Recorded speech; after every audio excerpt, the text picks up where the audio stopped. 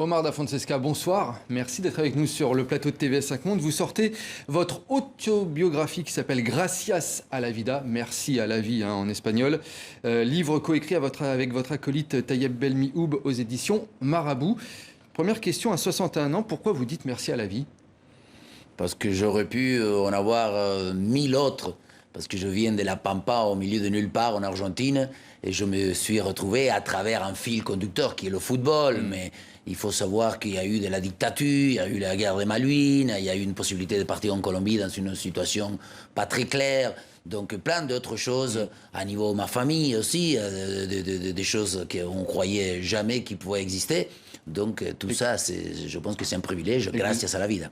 Et gracias a la vida, c'est aussi un standard du répertoire sud-américain, bien entendu.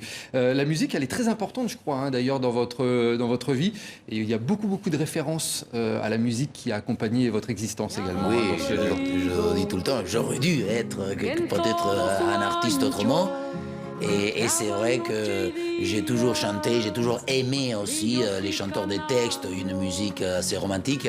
Et c'est surtout un titre d'une chanteuse formidable, un peu Lady Piaf de toute l'Amérique, qui a fait ce titre Gracias a la vida et qui explique un peu qu'il faut essayer toujours de dire que quelque part on est privilégié tant qu'on est en vie. Le point de départ, c'est l'Argentine et le foot qui vous amènera ensuite en France, votre terre d'adoption. Je voulais savoir quel rapport vous entretenez avec ces deux pays, la France et l'Argentine. Très lié, parce que d'abord mes racines continueront tout le temps à être argentins. Je suis toujours déjà dans l'admiration, parce qu'on vit différemment. Déjà, ce livre appartient à une autre époque. Dans ma jeunesse, on ne connaissait pas ni l'Internet, ni le téléphone, ni le fax, ni l'électricité, ni le courant. Je vous dis, je viens de la Pampa, où il y avait les vaches, les moutons et plein d'autres choses. Donc le rapport reste toujours très lié. Et ensuite, cette formidable possibilité qui m'a donné à travers le football de connaître pas que la France. J'ai beaucoup voyagé, beaucoup joué, beaucoup eu des expériences sûrement très formidables. Vous êtes d'ailleurs un excellent ambassadeur de la langue française. Vous parlez parfaitement bien. Non, parce que j'aurais voulu tout le temps enlever l'accent et des fois je mets un peu les mots dans le désordre.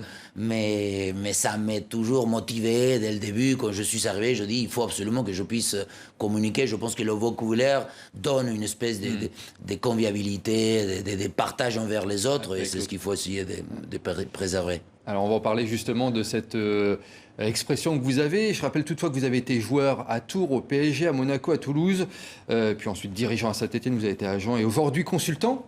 Et c'est à ça que je voulais en venir, parce que vous n'hésitez pas, lorsque vous commentez un match, à payer vraiment de votre personne. Moi j'ai l'impression, quand on vous entend, que c'est un peu votre exutoire, que vous êtes comme sur une scène de théâtre.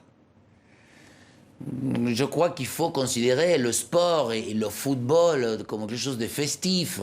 D'abord, quand ils veulent me faire croire qu'il y a une gravité, lorsqu'il y a un mauvais résultat, je dis que la gravité est ailleurs. Il y a des guerres, des maladies, etc. Donc c'est vrai, il y a l'importance du match, mais ce n'est jamais grave.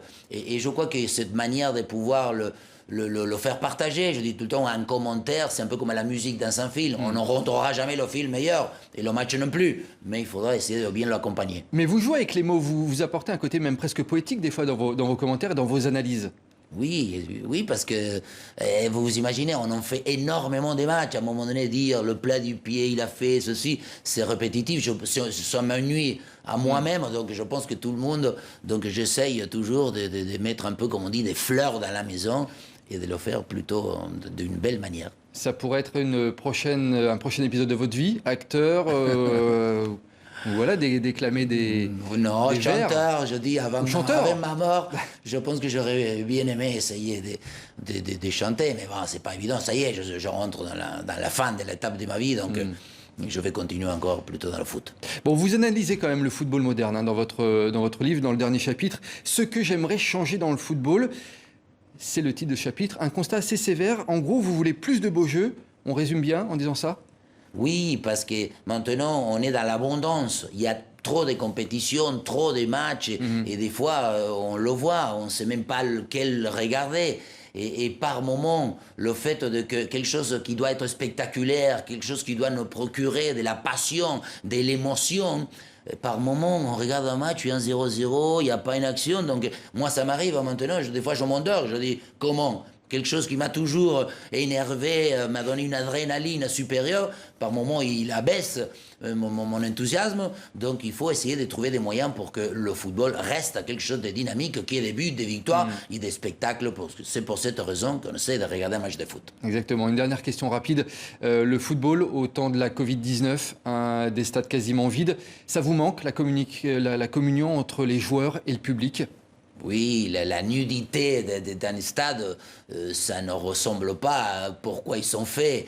Mais en même temps, tant que ça joue, je toujours dis qu'il faut que ça joue parce que ça crée un peu la voie de l'optimisme et de que ça ira mieux demain, en espérant que ça aille surtout très vite. Et on va essayer de rester optimiste. En tout cas, je rappelle le titre de votre autobiographie, Gracias a la vida, Omar da Fonseca. Merci à la vie et merci à vous d'être venu sur le plateau de TV5 Monde.